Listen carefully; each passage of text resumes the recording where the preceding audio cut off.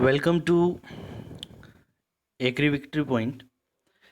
आज हम कुछ डीडीए एग्ज़ाम से रिलेटेड महत्वपूर्ण पॉइंट पे डिस्कस करेंगे।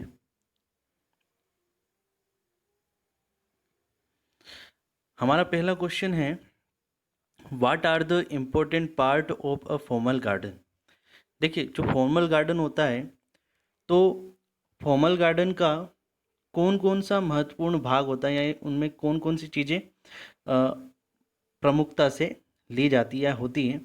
तो उसमें फाउंटेन्स होता है, वाटर पूल्स होते हैं, कैस्केड यानी जो सीढ़ी नुमा स्ट्रक्चर जो गार्डन में देखने को मिलता है उसको हम क्या बोलते हैं, कैस्केड। तो ये चीज़ें उनमें इंक्लूड होती हैं।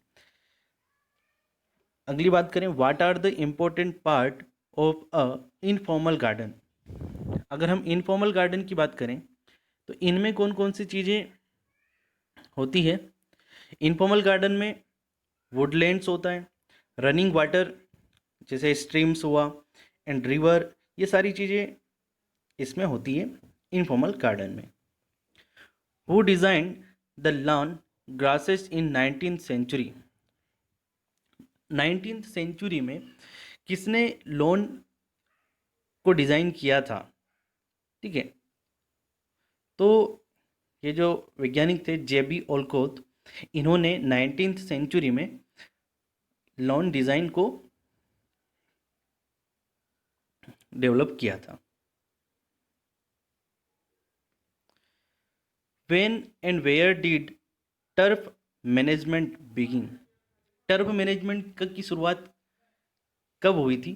तो देखो, टर्फ मैनेजमेंट की जो शुरुआत हुई थी वहाँ पे ये हुई थी फ्रांस और इंग्लैंड में इन 17th सेंचुरी।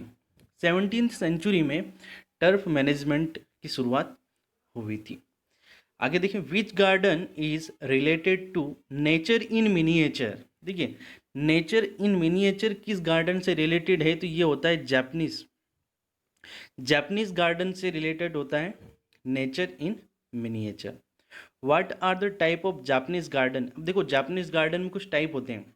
तो जापानीज गार्डन में जो टाइप होते हैं, तो इसमें 3 टाइप होते हैं, 3 टाइप्स होते हैं।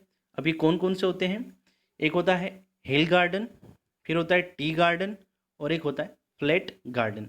ये 3 गार्डन जो है जापानीज गार्डन में होते हैं।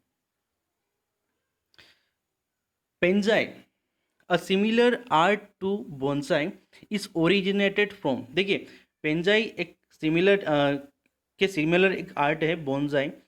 इसका ओरिजिन कहाँ से ओरिजिनेटेड होता है, तो ये होता है चाइना से, ठीक है।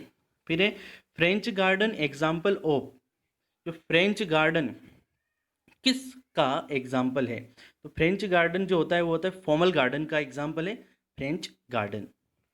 When is the reporting of bonsai will be done. When is the reporting bonsai, कब अपन इसको रिपोर्टिंग कब करते हैं बोनसाई की, तो ये करते हैं अपन आफ्टर 2 to 3 ईयर, 2 से 3 साल में इसकी रिपोर्टिंग करते हैं। The most popular grass suitable for seeding. Seeding के लिए अपन, अगर हम सीडिंग करना चाहते हैं तो हम कौन सी ग्रास का यूज़ करते हैं लॉन के लिए, तो ये अपन करते हैं दूब ग्रास, जिसको साइनाडोन डेक्टोलान भी कहते हैं। आगे देखें, when is the common method for developing loan in cool season. अगर कूल सीजन में आपको लोन डेवलपमेंट करना है तो हम किस मेथड का यूज़ करेंगे, तो अपन करेंगे सीडिंग का यूज़ करेंगे, ठीक है। एवरेज हाइट ऑफ सर्प, जो सर्प होते हैं इनकी एवरेज हाइट जो होती है वो होती है 2 से लेकर 2 to 4 मीटर। इनकी जो सर्प की हाइट होती है 2 to 4 मीटर होती है।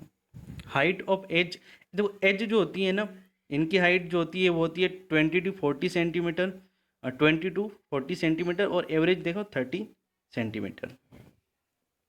मोस्ट प्रेफरेबल हैज, मतलब ज़्यादातर हम कौन सी हैज को यूज़ करते हैं जो ज़्यादातर प्रेफरेबल होती है, तो ये जो होती है बोगेनविलिया जो है ज़्यादातर हम यूज़ करते हैं।